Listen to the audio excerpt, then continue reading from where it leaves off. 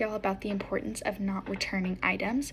So especially on a retail level, returns really hurt companies and really hurt business as well. I currently work at a small boutique in Waco, but I know the boutique industry and especially the small business industry has been hit really hard by returns and continues to be hit hard by returns. I know that sometimes when we're shopping, we're not really thinking about how much our returns are actually impacting business.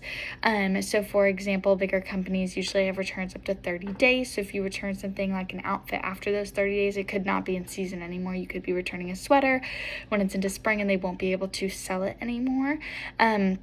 Something as simple as like toys that are out of stock, different seasons for different items. So if you buy a pillow that says Merry Christmas and then you try and return it and it's almost February, it's definitely not fair to retailers. But I think a lot of us shop not really thinking about how it impacts retailers and how it impacts small business when we do make those returns. So I know a lot of people shop where they're like, I'm going to buy 10 things, but I'm going to go home and retry them on with shoes, something like that, and only keep 2 of them. But the time that you return those 8 dresses, this really hurts stores and especially small businesses.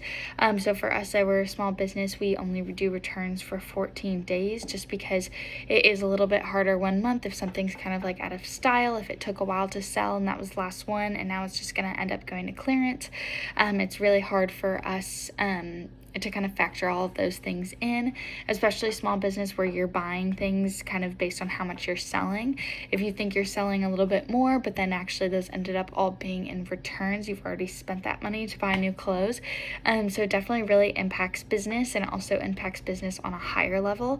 So I think really being straightforward and knowing what you want when you're going into a store. I know sometimes returns can be difficult just because you want to see, so just taking the extra step, like bringing the shoes that you want to wear with the dress to come in, or texting a picture to your mom before you bring it home, or maybe buying gift cards instead of gifts for Christmas, things like that to make a little bit more of an initiative to be easier on retailers and especially small businesses.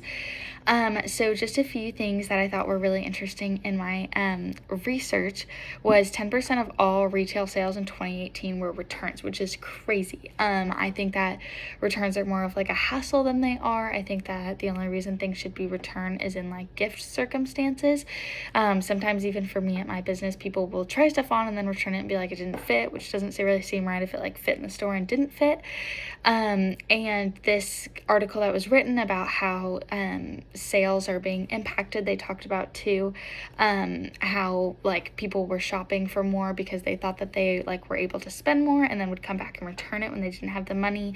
So people kind of changed their like return policy rules to only be an exchange or store credit, so at least the company still gets to keep the money and not have so much of a hit. It also hurts for monthly reports, daily reports. Say one day you have a bunch of returns, it's showing that you're not making numbers, which looks bad on the girls or the guys that are selling the product.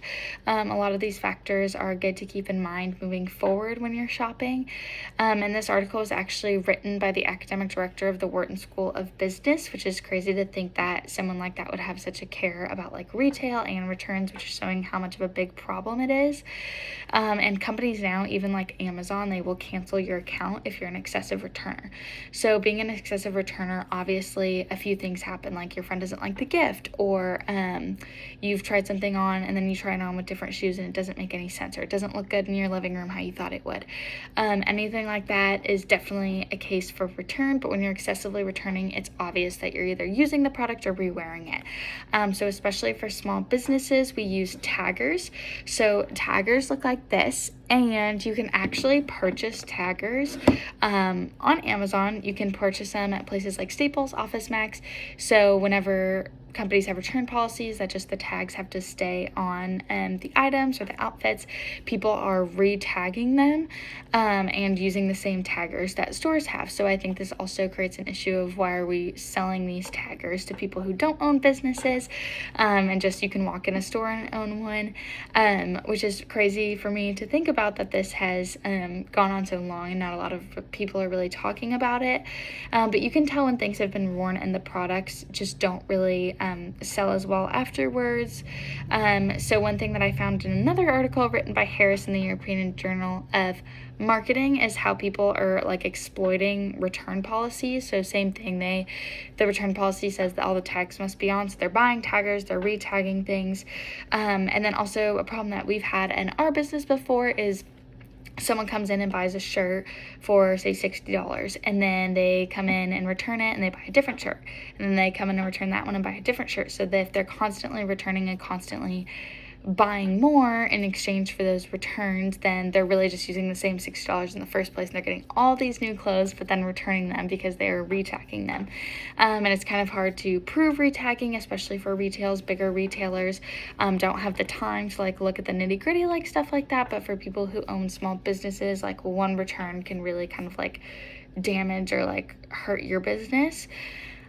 So keeping in mind like that you're not like exploiting return policies and saying just because it's like a large corporation, like it doesn't matter, it always matters. And then the last article I found is by Zhang. It says the product doesn't like come back as great as quality. So people have a hard time like returning stuff just because once they are returned, then when they try and resell it, it's like they figure out that a piece was missing and they didn't really realize, or that there's a small like stain or something like that, and that a lot of items are actually knocked down in value when people do make returns.